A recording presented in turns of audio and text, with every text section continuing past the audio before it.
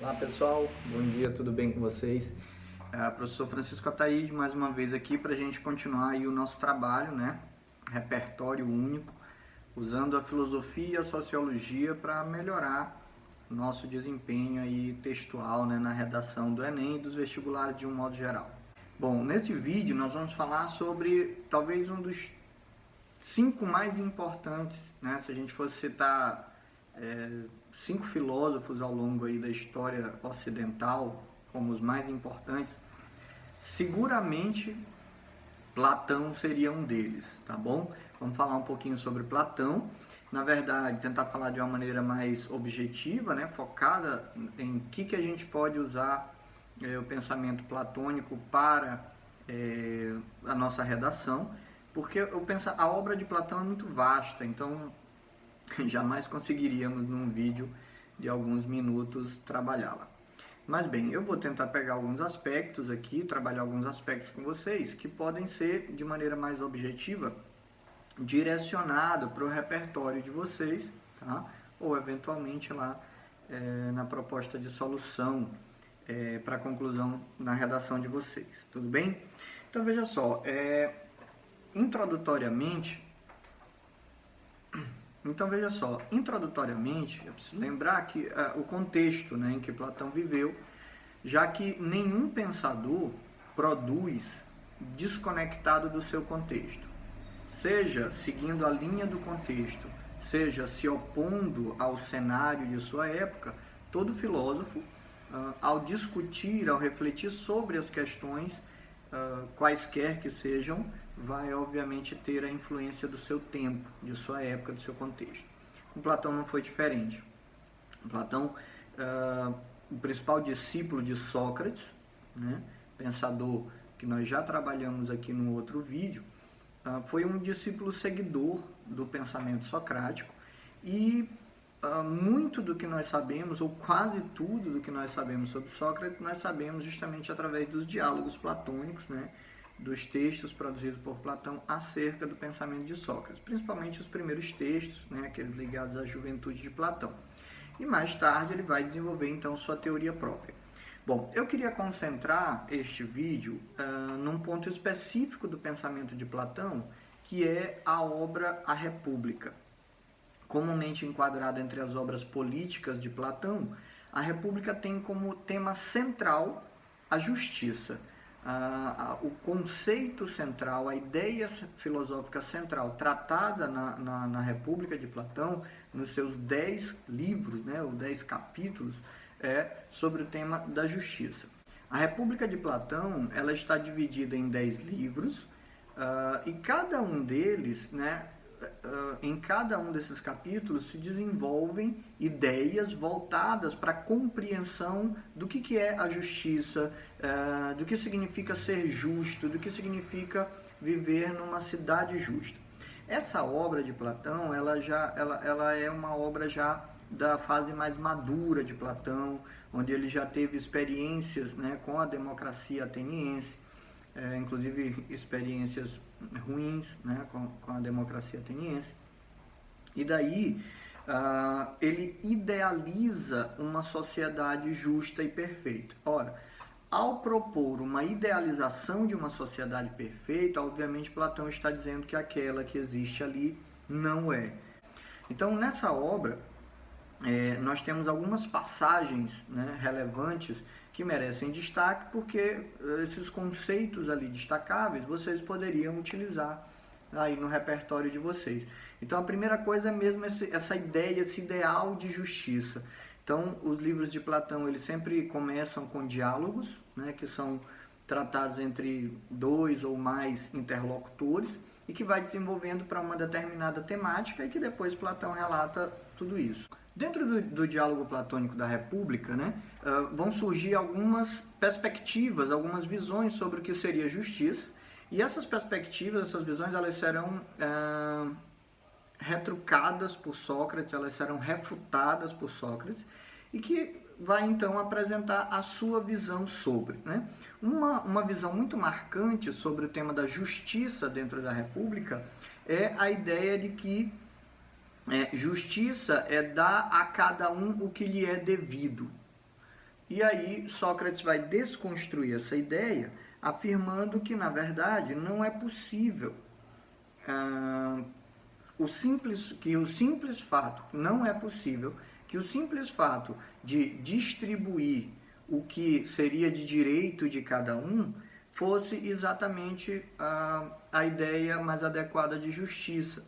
A partir da perspectiva do diálogo, né, que Sócrates estabelece e que Platão relata na República, a ideia fundamental de justiça deve ser uma harmonia, né, um equilíbrio entre as diversas funções dos indivíduos, dos grupos e das instituições dentro da sociedade.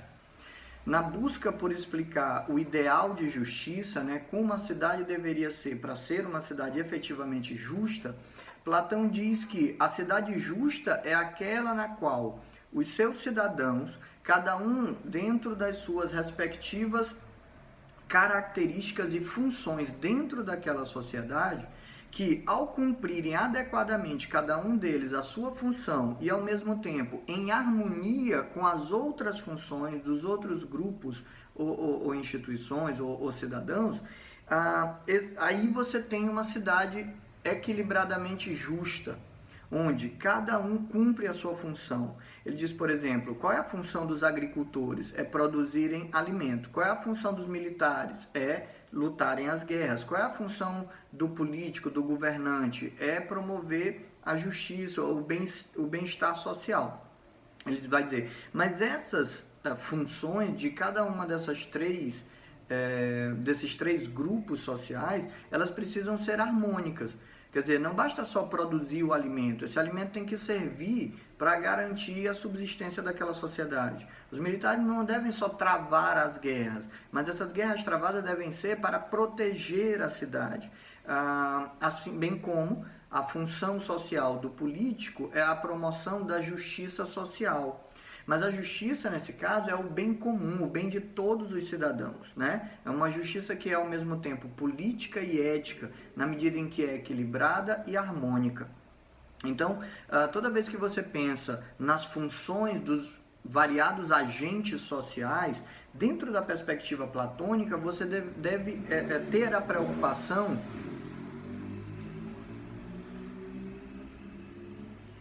dentro da filosofia platônica, você deve ter a preocupação de lembrar que não basta só ter a compreensão e exigir o cumprimento das funções de quem de direito, né? Mas que estes devem trabalhar de maneira harmônica, é preciso que haja uma harmonia. Platão diz que o bem da cidade é ao mesmo tempo o bem do indivíduo e vice-versa, né? Nessa perspectiva, assim como ele propõe a ideia de um equilíbrio entre as diversas funções exercidas pelos diversos grupos dentro da sociedade, principalmente esses três que eu citei aí para vocês, ele vai dizer a mesma coisa acontece com cada indivíduo, né? Ele vai dizer, nós também estamos divididos em três partes. Tem a nossa parte intelectual, tem a nossa parte mais passional, né, ligada aos sentimentos, às afetividades, etc. E tem a parte, né, humana que ele chama do ímpeto, né, que é aquilo que nos move, que nos põe a agir. Ele vai dizer, é preciso trabalhar essa racionalidade, trabalhar a afetividade e ao mesmo tempo agir, né, ter o ímpeto para realizar. Mas essas três coisas, elas precisam estar em harmonia. E aí a consciência, né, a razão, ela é capaz de promover essa harmonia. Da mesma forma que a consciência, que o pensamento, que a racionalidade é capaz de promover essa harmonia internamente, ele vai dizer, da mesma forma deve ser na cidade. Então, por exemplo, se nós nos depararmos com, e que é a maioria dos casos, né, com temas ou problemáticas na redação que envolvam graves problemas sociais, onde a gente precisa apontar as causas e os agentes responsáveis por lidar com esse problema, por dirimir esses diversos problemas e seus impactos sobre a sociedade, o que Platão nos alerta, e é isso que eu quero fundamentalmente chamar a atenção nesse vídeo é que não basta só definir as funções, mas para uma cidade ser justa é preciso termos consciência de que essas funções dos diversos grupos e instituições dentro da sociedade, elas precisam ser harmonizadas, elas precisam ocorrer de maneira equilibrada. É justamente esse equilíbrio, e quem que dá a base desse equilíbrio? A racionalidade, a intelectualidade. Então, quando você usa o intelecto, a consciência, o conhecimento, de modo objetivando harmonizar as diversas funções, seja do Estado, seja da escola, seja das igrejas, seja qual for o tema da problemática social, você vai ter os inúmeros agentes sociais envolvidos. Então, o que Platão nos alerta é que a gente precisa sempre lembrar e destacar a necessidade racional de harmonização entre as partes envolvidas nesse processo. Tá? E aí, por exemplo, se você precisar citar Platão, né, ou lá no seu repertório, se você precisar citar Platão, você pode usar essa visão de justiça que não só cobra de cada parte componente da sociedade o cumprimento de suas respectivas funções, mas que também, de uma maneira consciente e harmônica, essas funções elas se efetivem de maneira equilibrada. Uma outra visão muito importante da gente abstrair lá da República de Platão é a questão da cultura, né? Lá no mundo antigo, cultura ela tinha dois sentidos. Você podia entender cultura como o processo de transformação da natureza, né? Quando o homem usa o seu intelecto e pega elementos da natureza e transforma e produz algo novo, e aí você entenderia cultura como aquilo que é fruto da produção do ser humano, do conhecimento humano.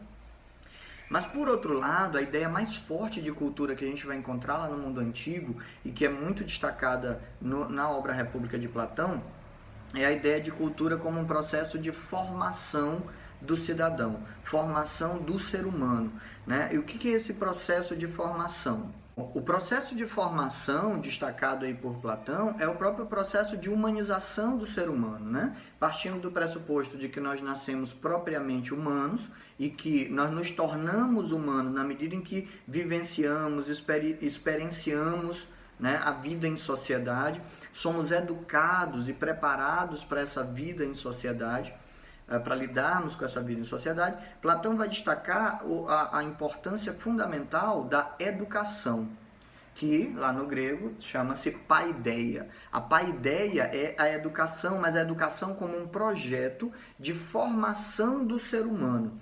Que naquele contexto específico, vocês lembram, a Atenas do século V, em que viveu Platão, no final do século V para começo do século IV, é uma Atenas democrática, livre, cidadã, né? Onde o exercício da cidadania era algo muito importante. Obviamente nem todos participavam desse processo do exercício da cidadania, né? Uma sociedade também aristocrática.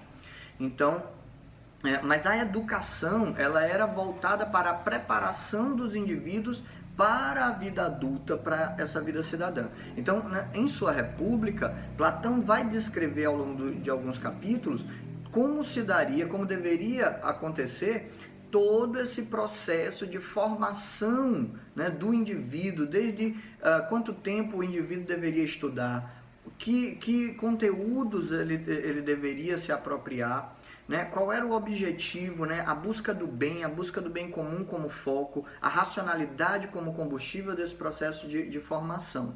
Então guardem essa expressão, a paideia grega. A paideia grega é todo um conjunto, né? Todo um processo pedagógico, educativo, de formação do ser humano, de preparação do ser humano para a vida adulta, para a vida cidadã.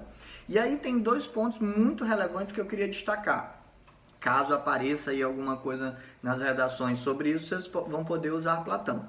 Um deles é a questão da educação física, né? Platão, ele é um dos primeiros caras na história a destacar, e isso aparece na República, que o processo de desenvolvimento intelectual, ele é muito importante, mas tão importante quanto ele é o processo de desenvolvimento do corpo. É a coisa do dualismo platônico. O corpo é importante tanto quanto a mente é importante. Então, Platão propõe, nessa paideia, nesse projeto pedagógico de formação do indivíduo e da cidade, né, nesse processo de formação do cidadão, que a educação ela não pode ser só intelectual. Né? Ele propõe o estudo da geometria, o estudo da música, o estudo da aritmética, mas ele também propõe a educação física como um elemento fundamental. Sabe aquela história corpo são, mente sã? Pois é, isso já era dito por Platão lá na sua República. E o segundo ponto que eu queria destacar é que muitos historiadores da filosofia consideram Platão o primeiro feminista da história ocidental. Lá na República, ele defende, primeiro, um papel fundamental para as mulheres na sociedade. Ele defende que as mulheres têm... E lembrando que naquela sociedade machista e com todas aquelas características, a mulher era relegada à mulher um papel, né, terrível na sociedade, assim, sem importância de fato. Platão vai destacar que a mulher ela tem totais condições de aprender, de se desenvolver, tanto quanto qualquer homem. E mais que isso, né, e isso é uma revolução para a época, Platão propõe, inclusive, que as mulheres sejam muito bem educadas e muito bem preparadas, inclusive para governar, para assumir os governos. Né? Imagina, só para dar um exemplo prático, em tempos de guerra, os homens vão para a guerra e as mulheres. E aí ele dizia, as mulheres precisam também ser preparadas para irem para a guerra, porque elas também têm condições de lutar, e também para governar, caso isso seja necessário. Né? Então, Platão, por isso, ele é considerado aí o primeiro feminista da história. Então, se o tema passar aí por um desses dois fatores, também é algo que vocês vão poder usar. Então, beijo para vocês, espero que tenha ajudado aí um pouquinho, é só um pedacinho, um conceitinho de Platão. Em outros vídeos a gente ainda vai falar mais sobre o pensador e sobre outras obras e sobre outras ideias desse autor, tá certo? Um abraço a todos e até o nosso próximo vídeo.